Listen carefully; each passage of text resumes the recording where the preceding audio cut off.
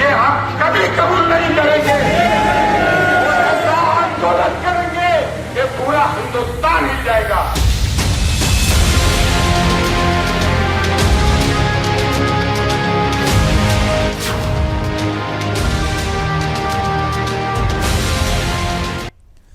नमस्कार, आप देख रहे हैं सुदर्शन न्यूज और आपके साथ मैं हूं दीपक कुमार।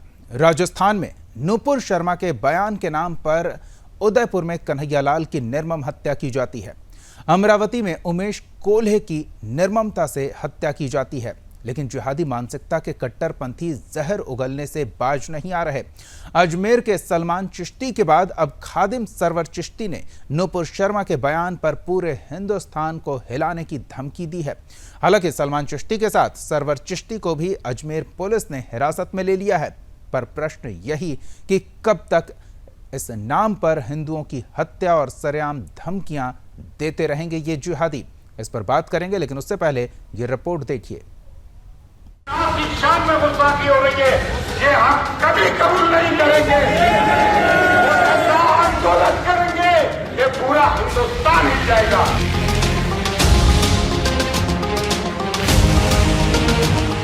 अब ऐसा आंदोलन किया जाएगा जिससे पूरा हिंदुस्तान हिल जाएगा। जी हाँ, ये मौलाना का कुछ यही प्लान है। ये पूरे हिंदुस्तान को हिलाना चाहता है। ताजा मामला अजमेर की दरगाह की अंजुमन कमेटी के सचिव सरवर चिश्ती का है। यह वही सरवर चिश्ती है जो खुलेआम अपने आप को पीएफआई का मेंबर करार देते हुए लगातार पूरे हिंदुस्तान को हिलाने की धमकी दे रहा है। इससे पहले भी अजमेर की दरगाह की सीढ़ियों पर खड़े होकर दरगाह के खादिम गौहर चिश्ती ने भी अपने साथियों के साथ मिलकर आपत्तिजनक नारेबाजी की थी और नूपुर शर्मा का सर कलम किए जाने के संबंध में नारे लगाए थे। अभी पिछले दिनों की ही बात है जब अजमेर दरगाह के खादिम सलमान चिश्ती ने घड़ियाली आंसू बहाते हुए नूपुर शर्मा के सर तन से जुदा करने वाले को अपना घर देने की बात कही थी। कुल मिलाकर सोचने वाली बात यह है कि ये लोग वही अजमेर की दरगाह के नुमाइंदे हैं जहां पूरे भारत से मुसलमान से ज्यादा हिंदू चढ़ावा चढ़ाने आते हैं। अजमेर जाने वाले हिंदुओं को इस मौलाना की बात को ध्यान से सुनना चाहिए, जो दरगाह से पैगंबर के नाम पर चिल्ला चिल्ला कर सर तन से जुदा करने की बात कर रहा है और तय करे कि क्या वो सही कर रहे हैं। वहीं राजस्थान की गहलोत सरकार इस तरह से चुप्पी साधे हुए है जैसे कहीं कुछ हुआ ही ना हो। प्रश्न यही उठता है कि कब तक इन सर कलम की धमकी देने वाले मौलानाओं को यूं ही खुला घूमने की छूट मिलेगी या फिर गला काटने वालों से गले ही मिलते रहेंगे गहलोत। आपकी शान में गुस्ताखी हो रही है, ये हम कभी कबूल नहीं करेंगे। ऐसा आंदोलन करेंगे कि पूरा हिंदुस्तान हिल जाएगा।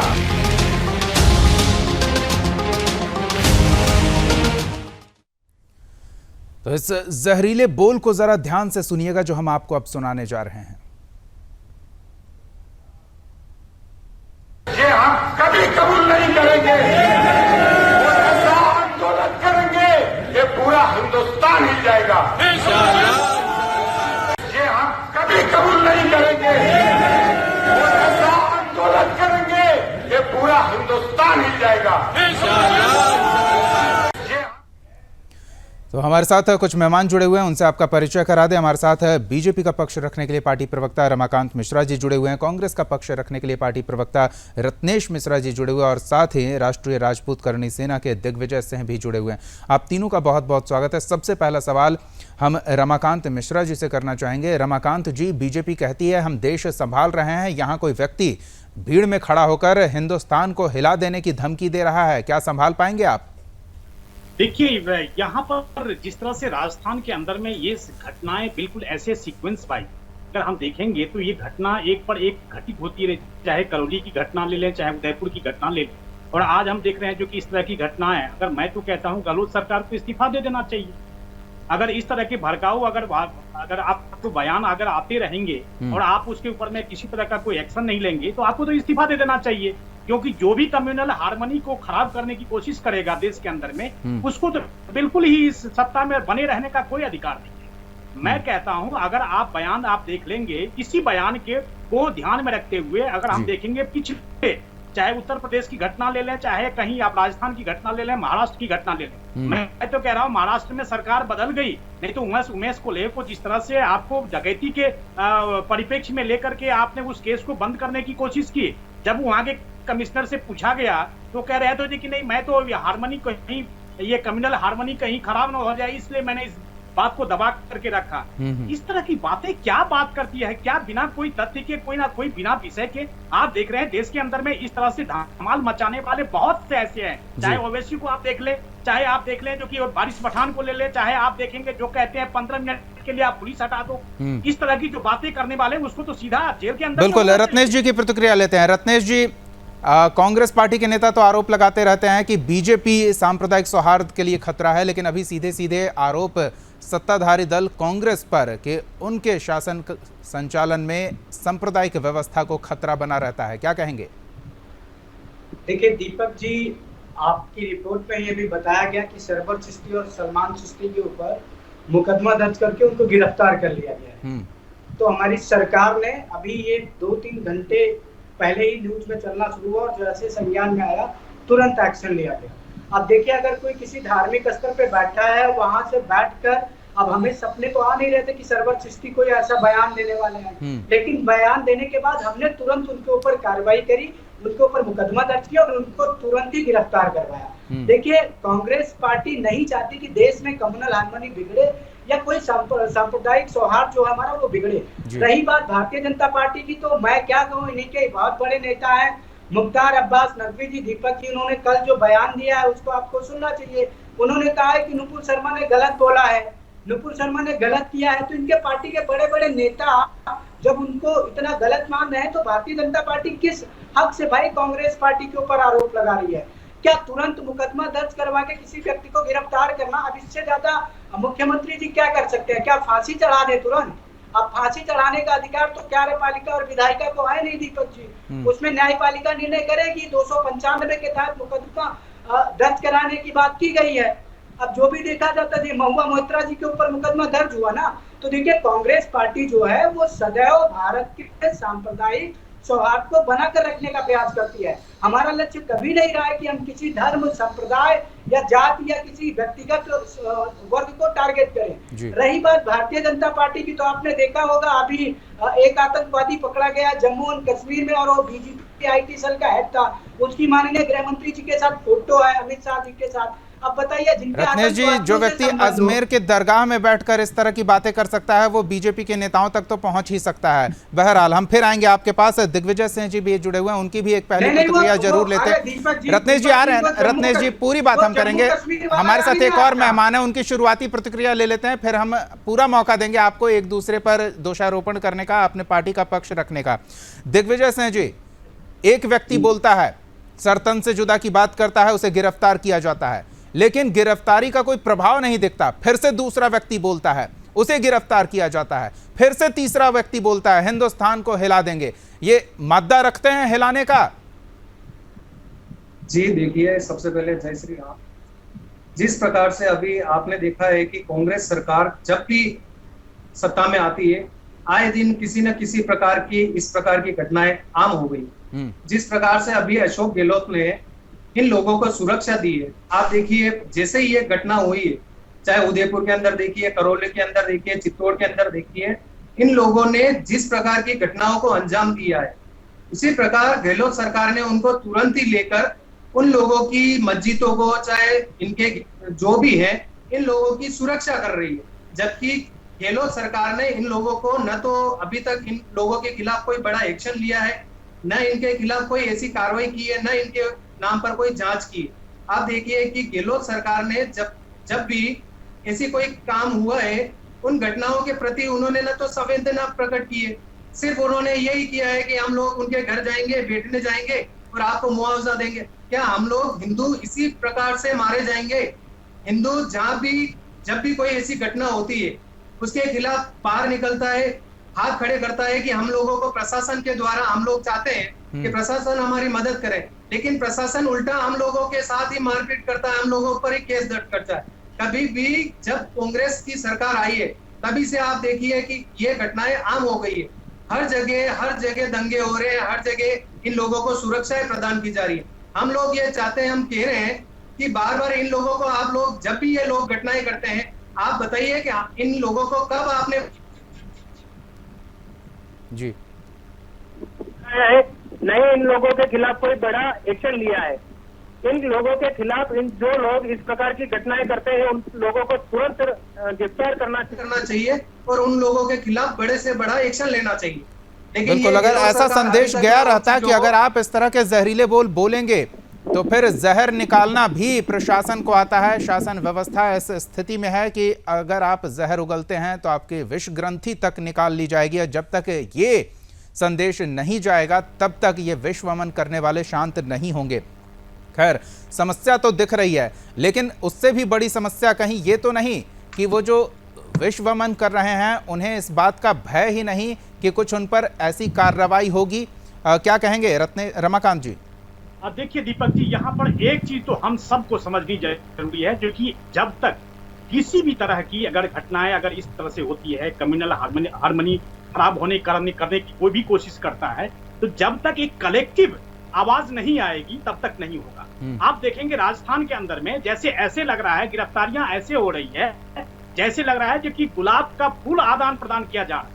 आपने देखा होगा देश के चौथे स्तंभ पत्रकार किस तरह से छत्तीसगढ़ की पुलिस आती है और उठाने की कोशिश करती है बिना नोटिस के। तो एक पत्रकारों के ऊपर में भी अगर जब देखेंगे तो कांग्रेस शासित किस तरह से आघात हो रहा है, निश्चित तौर पर यह बहुत ही संवेदनशील मामला है। अगर पत्रकार अगर निष्पक्ष और स्वतंत्र रूप से अपनी बातें नहीं उठाएंगे तो ये कैसे काम चलेगा। राजस्थान के अंदर में जिस तरह से गहलोत सरकार को एक्शन लेना चाहिए। आप देखेंगे जो करौली की घटना अगर उठा करके अगर देख ले, उसका जो मेन अभियुक्त है अभी भी पकड़ा नहीं गया है। ये क्या कर रहे हैं, ये यहाँ की पुलिस क्या कर रही है? तो क्या गहलोत सरकार जी को मैं ये मांग कर सकता हूँ क्या, जो कि इस्तीफा न दे करके बहुत बड़ी ये गलती कर रहे हैं, क्योंकि देश की और प्रदेश की जो जनता है बिल्कुल त्रस्त हो चुकी है। इस तरह से आज उदयपुर की घटना हुई है, कल किसी और तरह की घटना हो जाएगी, तब जाकर के हम क्या हाथ पांव पीटते रहेंगे क्या? इस तरह की घटनाओं को जिस तरह से प्रदेश सरकार को लगाम लगाना चाहिए, उसके प्रति जो संवेदनशीलता होनी चाहिए वो बिल्कुल मैं इस प्रदेश सरकार में नहीं देख रहा हूँ। रत्नेश जी जवाब दें। देखेंगे महाराष्ट्र के अंदर में देखेंगे, वहां पर सरकार बदल गई, तब जाकर के उमेश कोल्हे जी का जो घटना हुआ वो बाद में जाकर के उजागर हुआ। आप बताएंगे जो पुलिस और जो सरकार है ऐसे मिली हुई है जैसे ऐसी घटनाओं को दबाने के लिए पूरी तरह से शिद्दत से ये काम कर रही है। रत्नेश जी कुछ बोल रहे हैं। रत्नेश जी। दीपक जी, बड़ी विडंबना है कि रमाकांत जी अभी बोलते बोलते ये बोल रहे हैं कि देश की जनता त्रस्त हो चुकी है।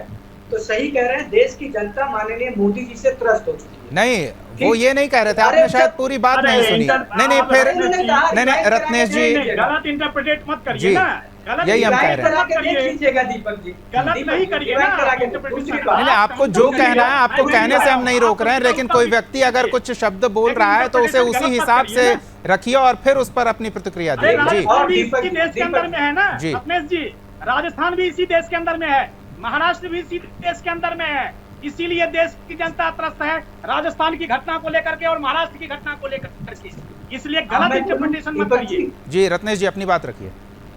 दीपक जी, अब देखिए, चाहे जुबान फिसली हो चाहे जो भी निकला, उनके मुंह से सच्चाई निकली कि देश की जनता त्रस्त है। दूसरी बात, अभी रमाकांत जी बोल रहे थे कि जी न्यूज के पत्रकार को छत्तीसगढ़ की पुलिस आई थी हिरासत में लेने। मैं इनसे पूछना चाहूंगा कि रंजन जी को, जो भी पत्रकार हैं, उन्होंने गलत क्या कहते हैं न्यूज चलाई थी। और दीपक जी, आप भी जानते हैं कि राहुल गांधी एक सम्मानित व्यक्ति है, देश के सांसद हैं, उनके खिलाफ किसी भी चैनल पर एक तरह से अगर बयानबाजी की जाती है तो वो निंदनीय है और सबको इसकी निंदा करनी चाहिए। दूसरी बात कि भाई रमाकांत जी, उनको छत्तीसगढ़ की पुलिस ने नहीं गिरफ्तार किया, उनको योगी जी की नोएडा की पुलिस ने गिरफ्तार किया और जी न्यूज की शिकायत पर उनको गिरफ्तार किया। तो झूठ मत बोलिए और गलत भ्रांतियां यहाँ पर मत फैलाइए। दूसरी बात, ये जो कहते हैं कि कांग्रेस की सरकार है तो इस तरह बिगड़ जा रहा है, कांग्रेस की सरकार है तो इस तरह हो जा रहा है, मुझे एक चीज बता दीजिए, क्या केंद्र की सरकार इतनी कमजोर हो चुकी है कि वो उसको इतने क्या कहते हैं इंटेलिजेंस इनपुट नहीं मिल पाते दीपक जी कि वो इस तरह की घटनाओं को रोके? देखिए राजस्थान, रत्नेश जी फिर आप ही कहेंगे कि संघीय ढांचे पर प्रहार कर रही है केंद्र की सरकार। सुनिए तो दीपक जी सुनिए तो, एनआईए भेजी गई, क्या हमने उसका विरोध किया? हम तो एनआईए के साथ जांच में पूरा सहयोग कर रहे हैं ना। नहीं बोलते, हम तो एनआईए के साथ जांच में पूरा सहयोग कर रहे हैं ना, हमने उसका विरोध नहीं किया, क्योंकि हमारे लिए राष्ट्र की एकता और अखंडता महत्वपूर्ण है। क्या प्रदेश सरकार की हम लोग राजनीति नहीं करते, प्रदेश सरकार हम भाजपा की तरह लाशों पर और क्या ये आप कहना चाहते हैं राजनीति करने का काम गहलोत जी जिस तरह से कार्रवाई करनी चलिए, ये राजनीतिक दल के प्रवक्ता हैं तो ये इसी तरह से लड़ते झगड़ते रहेंगे और एक दूसरे पर दोषारोपण करेंगे। लेकिन दिग्विजय सिंह जी, आप एक सामाजिक संगठन का पक्ष रखने, सामाजिक संगठन की विचार रखने हमारे साथ जुड़े हुए हैं। आपके संगठन की भी तो ये जिम्मेदारी बनती है कि लोग अगर जागृत हो रहे हैं तो उन्हें समझाया जाए कि क्या गलत है, क्या सही है, और गलत पर चुप बिल्कुल नहीं रहना है। अभी भी एक बड़ी संख्या है जो इस तरह के मजहबी हत्या की वारदातों पर चुप्पी साधे हुए है। दीपक जी देखिए, जिस प्रकार से करणी सेना का नाम लिया जाता है, हर जगह करणी सेना को आगे किया जाता है कि करणी सेना इन मामलों में क्यों नहीं बोलती।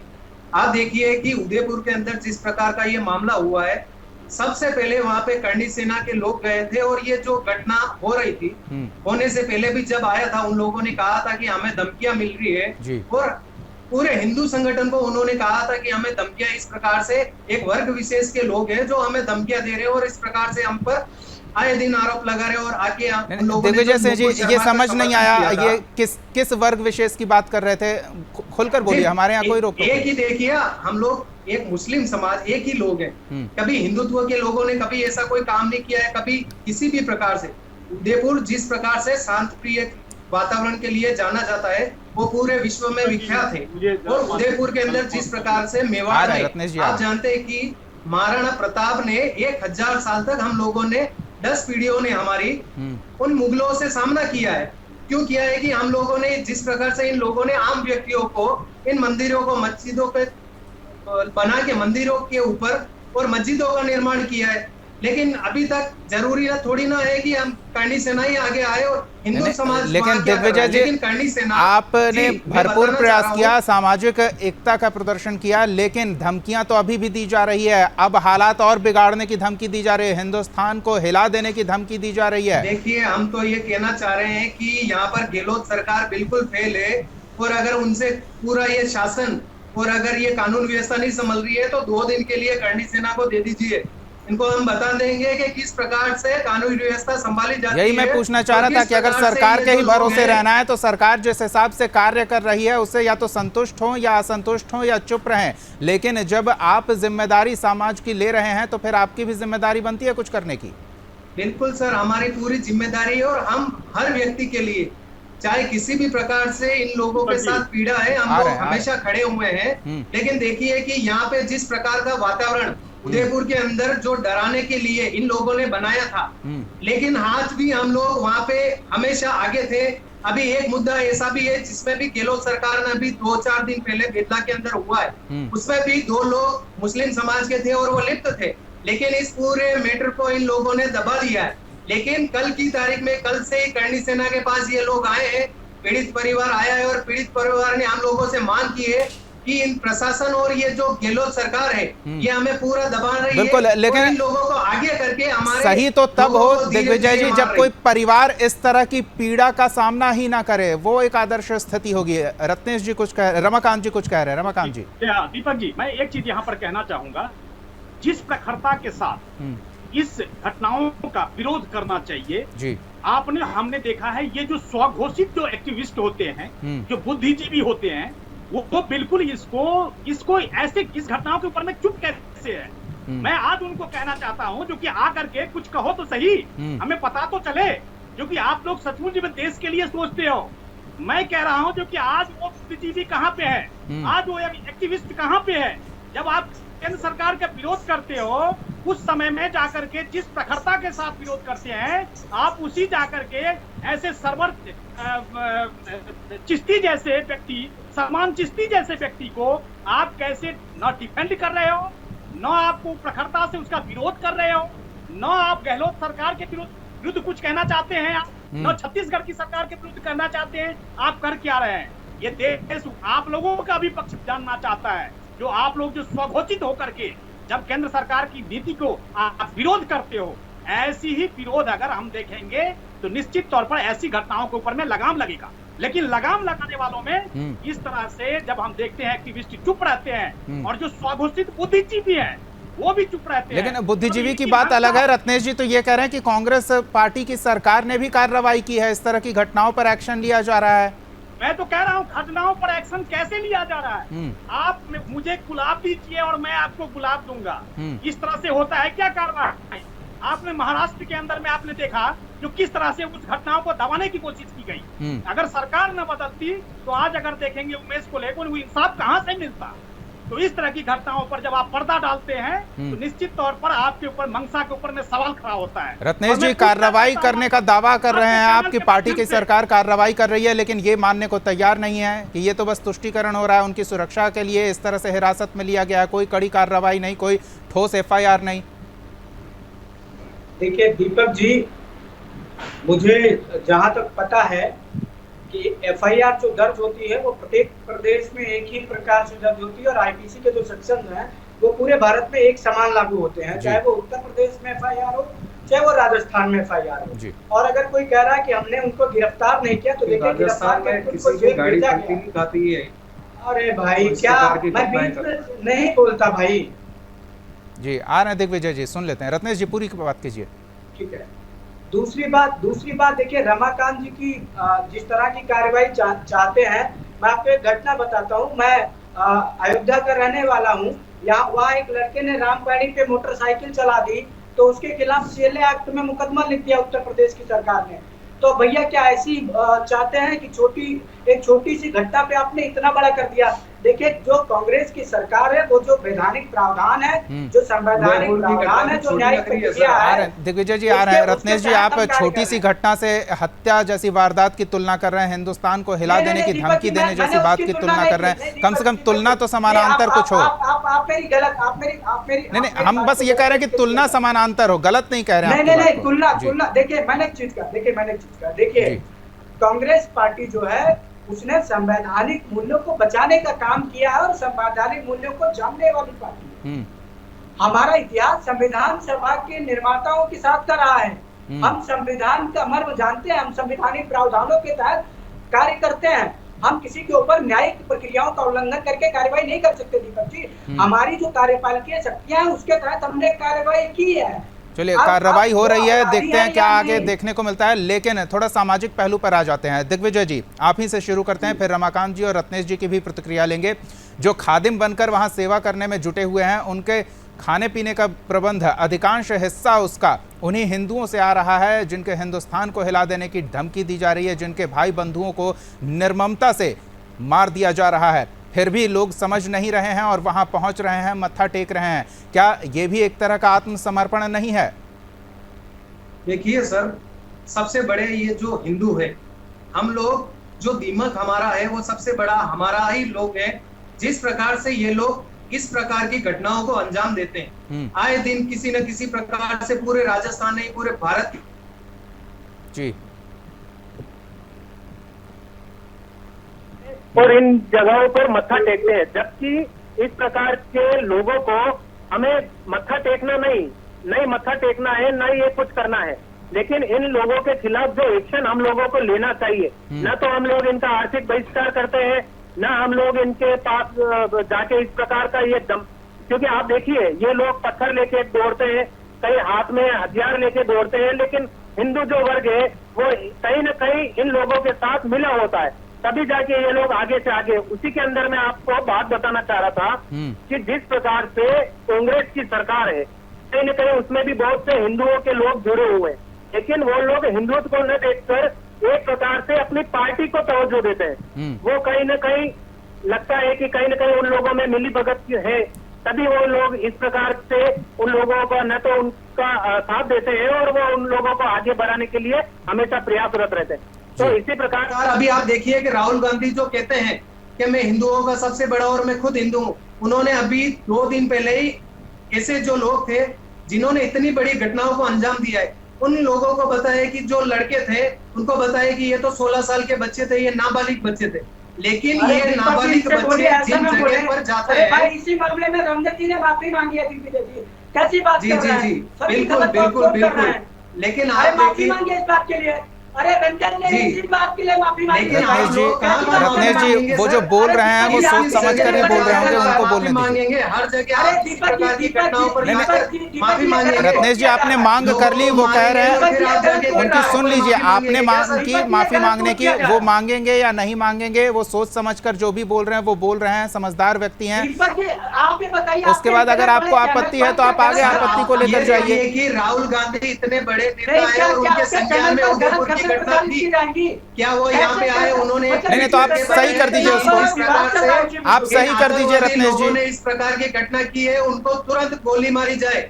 जो 2 लोग शामिल थे उनमें से इन लोगों को, ठीक है, उन लोगों को कुछ सबूत चाहिए थे, लेकिन 2 लोग थे, इस प्रकार के लोगों को क्यों उनकी सरकार चलिए इसी सामाजिक समस्या का समाधान रमाकांत जी किस तरह से देखते हैं। रमाकांत जी भले ही आप संगठन से जुड़े हैं लेकिन समाज में भी रहते हैं, सामाजिक समस्या है ये। जो हिंदू जा रहे हैं वहां माथा टेक रहे हैं, चढ़ावा चढ़ा रहे हैं, उन्हीं पैसों से ये हिंदुस्तान को हिला देने की धमकी दे रहे हैं। गला काट देने के बाद अपना घर किसी के नाम कर दे रहे हैं, उस घर में भी न जाने कितने चढ़ावे का हिस्सा होगा। जो 2 वक्त की रोटी खा रहे हैं उसमें भी चढ़ावे का हिस्सा होगा हिंदुओं का ही। कब समझेंगे हिंदू? और देखिए दीपक जी, यहाँ पर एक चीज तो मैंने पहले ही कहा था, जो कि जब तक आप कलेक्टिव आवाज नहीं उठाएंगे, सामाजिक सौहार्द ऐसे नहीं बन जाएगी, कम्युनल हार्मनी ऐसे नहीं बन जाती है जो कि एक व्यक्ति या एक संगठन जो है सो कह रहा है, एक पार्टी कह रही है और दूसरी पार्टी अपने तुष्टीकरण की राजनीति कर रही है। तो सामाजिक व्यवस्था को ध्यान में रखते हुए समाज के हर एक व्यक्ति की जिम्मेदारी बनती है जो इस तरह की घटना न घटे, और अगर कोई घटना घटाने की कोशिश करता है उसका पुरजोर विरोध किया जाए। लेकिन जब आप विरोध नहीं करते हैं, सिलेक्टिव पॉलिटिक्स करते हैं, तो ऐसे व्यक्ति को स्पेस मिलता है, जगह मिलती है। और मैं बार बार इस चीज को चैनल के माध्यम से कहता आया हूं, जो कि ऐसे व्यक्ति को स्पेस नहीं दिया जाए। आज अगर मान लीजिए धार्मिक भावनाओं को किसी तरह का किसी को ठेस पहुंचा, तो कहने का मतलब है उसके ऊपर में एक्शन हुआ संवैधानिक तरीके से, जो भी है। आज तो हमने ये भी सुना है जो कि सुप्रीम कोर्ट ने गिरफ्तारी के ऊपर में उस चीज को सूचीबद्ध ही नहीं किया, मना कर दिया। तो कहने का मतलब हर चीज के लिए आप खाली आवाज उठाते रहेंगे, और हमने तो चलिए एक संक्षिप्त प्रतिक्रिया रत्नेश जी की भी ले लेते हैं, वक्त का भाव। रत्नेश जी संक्षेप में ही, आप भी संगठन से जुड़े हुए हैं, सरकार जो कार्रवाई कर रही है उसके बारे में आपने बताया। हम चाहेंगे कि आप अपने हिसाब से सामाजिक पहलू जो इस समस्या का है, जिस पर हमने दोनों मेहमानों की प्रतिक्रिया ली, अपनी बात रखें।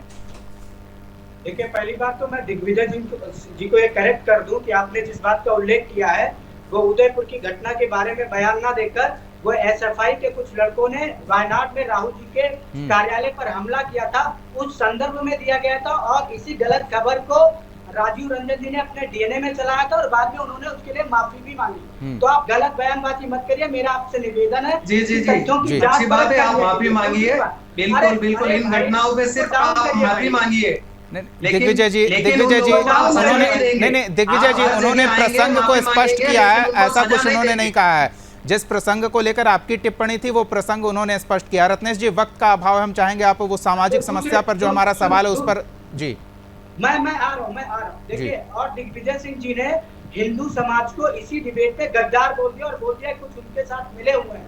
देखिए हिंदू कभी गद्दार ना था, ना है और ना होगा। हिंदू सदैव सहिष्णु रहा है और सनातन धर्म में क्षमा सर हिंदू बिल्कुल गद्दार नहीं है। कितने गले और कटेंगे, कितना क्षमा और करेगा ये समाज, ये बड़ी समस्या है और ये सोचने वाली बात है। वक्त का अभाव है। बहुत बहुत धन्यवाद रत्नेश जी, रमाकांत जी और दिग्विजय सिंह जी अपना समय देने के लिए, हमारे साथ जुड़ने के लिए।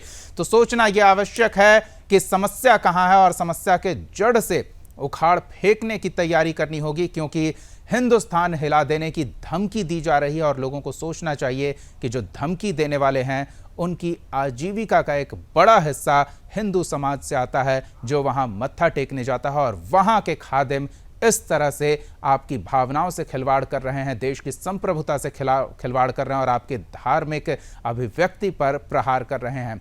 तो सोच लीजिए आपको क्या करना है। सरकार तो अपना काम कर ही रही है, लेकिन वो सरकारी तरीके से ही करेगी। समाज की ये समस्या है और इसके समाधान के लिए समाज को ही जागरूक होना होगा, आगे आना होगा। इस खास कार्यक्रम में फिलहाल इतना ही। आप देखते रहिए सुदर्शन न्यूज। जय हिंद।